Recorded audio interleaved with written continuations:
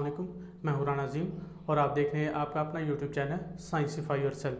तो जिन लोगों ने चैनल को सब्सक्राइब नहीं किया वो चैनल को सब्सक्राइब करें और वीडियो को लाइक करें, कमेंट करें और शेयर करें। आज जो हमने टॉपिक डिस्कस करना है वो है 9th क्लास केमिस्ट्री का। हमने चैप्टर 4 स्टार्ट कर रखा है, स्ट्रक्चर ऑफ एटम, और उसके अंदर जो हम डिस्कस कर रहे हैं वो लेक्चर नंबर 5 को डिस्कस करना है। और लेक्चर नंबर 5 जो है वो क्या है, polar and non polar covalent bonds. अब पहले हम नॉन पोलर की डेफिनेशन करेंगे, देन उसके बाद पोलर की, और लास्ट में हमने देखना है कि रीज़न के पोलर और नॉन पोलर बॉन्ड बनते ही क्यों हैं। कोवलेंट बॉन्ड जो है वो म्यूचुअल शेयरिंग की वजह से बनते हैं। तो इसके अंदर कोवलेंट बॉन्डिंग के अंदर पोलैरिटी किस तरह जनरेट होती है वो हमने रीज़न भी देनी है। ठीक है जी। तो सबसे पहले हम स्टार्ट करते हैं नॉन पोलर के बारे में ही देख लेते हैं कि नॉन पोलर कोवलेंट बॉन्ड क्या होते हैं। तो if the covalent bond is found between same atoms, ठीक है जी। तो नॉन पोलर कोवलेंट बॉन्ड क्या होगा, if the bond forms between same atoms, यानी होमो एटम्स। होमो का मतलब भी सेम ही होता है। तो सेम एटम्स, सिमिलर एटम्स के दरमियान जब बॉन्ड बनेगा तो उसे हम क्या कहेंगे, नॉन पोलर कोवलेंट बॉन्ड कहेंगे। ठीक है जी। यहाँ पर हम सिंपल डेफिनेशन कर रहे हैं, इसके अंदर मज़ीद एक पॉइंट ऐड होता है, लेकिन अभी हम 9th के लेवल पर बस वो ऐड नहीं करते।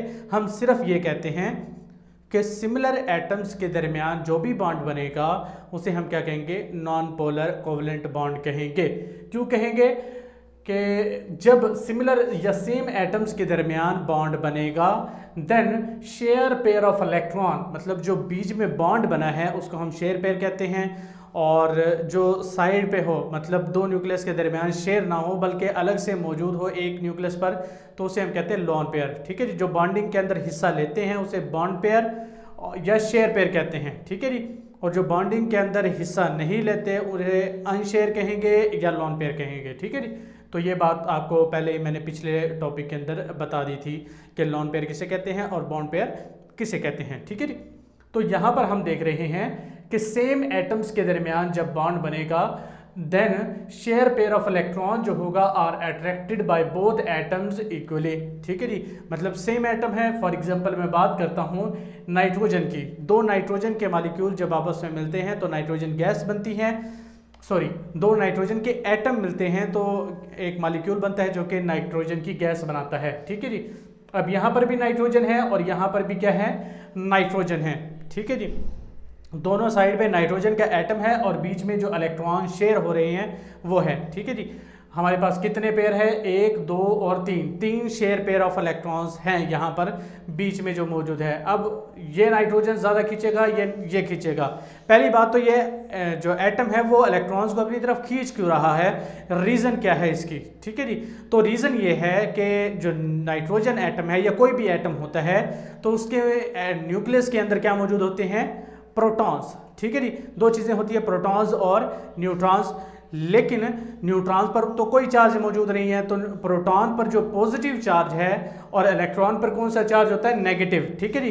तो एटम के दरमियान में क्या है, न्यूक्लियस। तो न्यूक्लियस के अंदर प्रोटॉन्स है, जो पॉजिटिव चार्ज है वो पॉजिटिव चार्ज इलेक्ट्रॉन्स यानी नेगेटिव चार्ज को अपनी तरफ खींचता है, मतलब शेयर पेयर ऑफ इलेक्ट्रॉन्स को अपनी तरफ क्या करेगा, अट्रैक्ट करेगा। ठीक है जी। अब यहाँ पर हमने कहा है कि सेम एटम्स है, जब दोनों तरफ नाइट्रोजन ही है, अगर फॉर एग्जांपल ये 20 न्यूटन की फोर्स अपनी तरफ लगा रहा है तो दूसरा नाइट्रोजन भी 20 न्यूटन की ही फोर्स लगाएगा, क्योंकि दोनों के अंदर जो प्रोटॉन्स की तादाद है वो सेम है। Same amount of positive charge nucleus पर होगा तो सेम अमाउंट ऑफ अट्रैक्शन होगी। ठीक है जी। तो then share pair of electrons are attracted by both atoms, दोनों एटम क्या कर रहे होंगे, इक्वली अट्रैक्ट कर रहे होंगे। तो इसीलिए such type of covalent bond उसे हम क्या कहते हैं, नॉन पोलर कहते हैं, क्योंकि इसके अंदर पोल्स नहीं बने। पोल्स कैसे बनते हैं वो आगे चल के हम पोलर कोवलेंट बॉन्ड के अंदर डिस्कस करते हैं। तो इसकी एग्जांपल मैंने लिख दी है, आप कोई से भी कोट कर सकते हैं, मतलब डेफिनेशन लिखनी है, देन उसके बाद आपने एग्जांपल को कोट कर देना है। उसके बाद है जी हमारे पास polar covalent bond. If the covalent bond is formed between different atoms.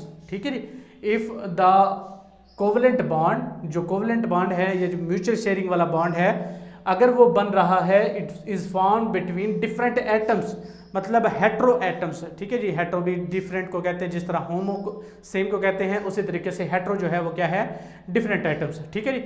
तो डिफरेंट एटम्स के दरमियान अगर बॉन्ड बनेगा तो क्या होगा, शेयर पेयर ऑफ इलेक्ट्रॉन जो बीच में मौजूद होगा।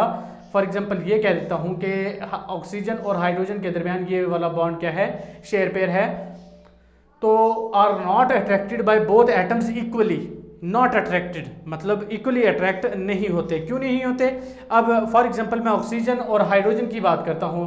अब ऑक्सीजन जो है उसके अंदर जो हमारे पास न्यूक्लियस होता है उसके अंदर काफ़ी सारे प्रोटॉन्स मौजूद होते हैं, ठीक है जी। और हाइड्रोजन के अंदर सिर्फ एक प्रोटॉन होता है, ठीक है जी। तो डेफिनेटली सी बात है कि जो ऑक्सीजन है वो अपनी तरफ जो इलेक्ट्रॉन्स को है वो ज़्यादा खींचेगा। क्यों? क्योंकि उसके पास ज़्यादा प्रोटॉन्स है, तो ज़्यादा पॉजिटिव चार्ज है, वो ज़्यादा अपनी तरफ इलेक्ट्रॉन्स को क्या करेगा, खींचेगा, ठीक है जी। तो इसी तरीके से अगर हम हाइड्रोजन और क्लोरीन की मिसाल लें, उसके केस में भी यही होगा कि हाइड्रोजन के पास सिर्फ एक क्या है, प्रोटॉन, और यहाँ पर जो क्लोरीन है उसके पास तो 17 प्रोटॉन है। तो डेफिनेटली जो अट्रैक्शन है वो डिफरेंट होगी, हाइड्रोजन की कम होगी और क्लोरीन की ज़्यादा होगी, ठीक है जी। तो ज़्यादा होने की वजह से क्या होगा कि इसके अंदर पोल्स बन जाते हैं। अब पोल कैसे बनते हैं ये मैं आपको बता देता हूं कि पोल्स कैसे बनेंगे। फॉर एग्जांपल मैं बात कर रहा हूं हाइड्रोजन और क्लोरीन की, ठीक है जी, हाइड्रोजन और क्लोरीन की बात कर रहा हूं। अब होगा क्या कि ये क्लोरीन जो है वो अपनी तरफ ज़्यादा खींचेगा, जिसकी वजह से ये जो शेयर पेयर ऑफ इलेक्ट्रॉन है ये ज़्यादा किसकी तरफ चला जाएगा, क्लोरीन की तरफ, ठीक है जी। अगर हम बीच में से इसको कट करें तो यहाँ पर अगर हम देखेंगे तो यहाँ पर पॉजिटिव चार्ज रह गया है, मतलब यहाँ पर इलेक्ट्रॉन तो आए नहीं है, ठीक है जी। तो अगर इसके हिस्से का एक इलेक्ट्रॉन आ जाता, जो डॉट वाला था, जो हमने डॉट से शो कर रखा था, जो इसके हिस्से वाला आ जाता तो न्यूट्रल रहता, क्योंकि पहले भी एक इलेक्ट्रॉन था, बाद में भी एक इलेक्ट्रॉन है। लेकिन यहाँ पर हुआ क्या है कि एक भी इलेक्ट्रॉन नहीं आया, मतलब नेगेटिव चार्ज दूसरी साइड पर चला गया, तो इस पर क्या आ जाएगा, पार्शियल पॉजिटिव चार्ज, और इलेक्ट्रॉन यहाँ पर क्या हो गया, एक इजाफी हो गया। इस वजह से इस पर नेगेटिव चार्ज आना चाहिए, और क्योंकि ये पूरा शिफ्ट नहीं हुआ इसलिए हम इसको क्या कह रहे हैं, पार्शियल कह रहे हैं, ठीक है जी। क्लियर हो जाएगी बात। तो इस तरह हम क्या कर सकते हैं, पोलैरिटी को डिफाइन कर सकते हैं, या पोलर और नॉन पोलर को डिफाइन कर सकते हैं। क्लियर हो जाएगी बात। देन उसके बाद है जी हमारे पास reason why there is difference, why there is polarity generated, ठीक है जी। When there is a difference of electronegativity between two bonded atoms, there will be unequal attraction for the bonded pair.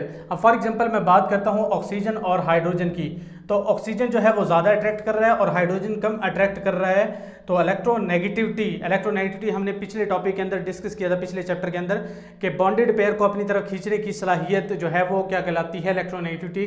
तो इलेक्ट्रोनेगेटिविटी क्या हो जाएगी, difference हो जाएगी, जिसकी वजह से अनइक्वल अट्रैक्शन होगी। अनइक्वल अट्रैक्शन की वजह से क्या होगा कि जो शेयर पेयर ऑफ इलेक्ट्रॉन है between, it will result in the formation of polarity या पोलर कोवलेंट बॉन्ड, ठीक है जी। उसके बाद है जी हमारे पास sign of delta or partial. हम पार्शियल क्यों यूज करते हैं, हम कंप्लीट चार्ज क्यों नहीं लगाते? क्यों?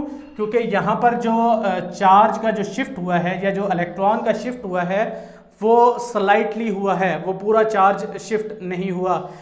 जब आयनिक बॉन्ड की बात करते हैं तो जो इलेक्ट्रॉन है वो कंप्लीटली ट्रांसफर हो जाता है एक एटम से दूसरे एटम में, लेकिन यहाँ पर जो है इलेक्ट्रॉन जो है वो शिफ्ट नहीं हुआ बल्कि हल्का सा स्लाइटली टिल्ट हुआ है, मतलब थोड़ा सा आगे मूव किया है, वो एक एटम से दूसरे एटम पर नहीं चला गया, ठीक है जी। तो इस वजह से हम पूरा चार्ज नहीं लगाते, हम कंप्लीट चार्ज नहीं लगाते, बल्कि हम पार्शियली पॉजिटिव या नेगेटिव चार्ज लगाते हैं।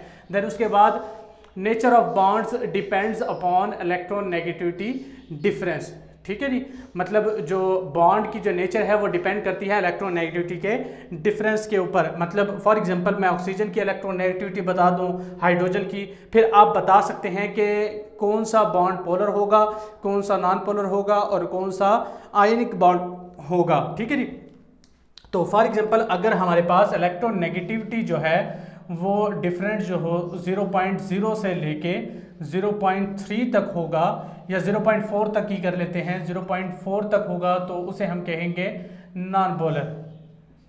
क्लियर हो जाएगी बात। अगर हमारे पास इलेक्ट्रोनेगेटिविटी का डिफरेंस, मतलब हमने दोनों एटम्स का देखना है और उसका डिफरेंस निकालना है, तो अगर जो इलेक्ट्रोनेगेटिविटी का डिफरेंस आ रहा है वो 0 से 0.4 तक आ रहा है, तो जो बॉन्ड होगा दोनों एटम्स के दरमियान वो नॉन पोलर होगा। अगर 0.4 से लेके और 1.6 तक आ रहा है या 1.7 तक कह देते हैं, ठीक है जी, तो 1.7 तक आ रहा है तो उसे हम जो बॉन्ड कहेंगे वो क्या होगा, पोलर बॉन्ड होगा, ठीक है जी। अगर जो है डिफरेंस 1.7 से भी इंक्रीज हो गया है तो वो जो बॉन्ड है वो पोलर नहीं रहेगा, और जो शिफ्ट होते होते इलेक्ट्रॉन जो है पूरा शिफ्ट हो जाएगा और बॉन्ड बन जाएगा आयोनिक। क्लियर हो जाएगी बात, मतलब नॉन पोलर में शिफ्ट नहीं हो रहा था, बिल्कुल बीच में ही था, ठीक है जी।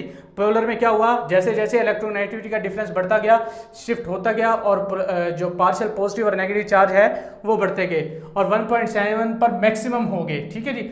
उसके बाद 1.7 से थोड़ा सा भी आगे गए ना तो क्या हुआ कि जो इलेक्ट्रॉन है वो कंप्लीटली ट्रांसफर हो गया, वो हल्का सा शिफ्ट नहीं हुआ, वो कंप्लीटली ट्रांसफर हो गया, ठीक है जी। क्लियर हो जाएगी बात। तो इस तरह हम क्या कर सकते हैं, पोलर नॉन पोलर और उसकी रीजन के बारे में देख सकते हैं। देन उसके बाद नेचर ऑफ बॉन्ड जो है इलेक्ट्रोनेगेटिविटी पर कैसे डिपेंड करती है ये भी हम देख सकते हैं।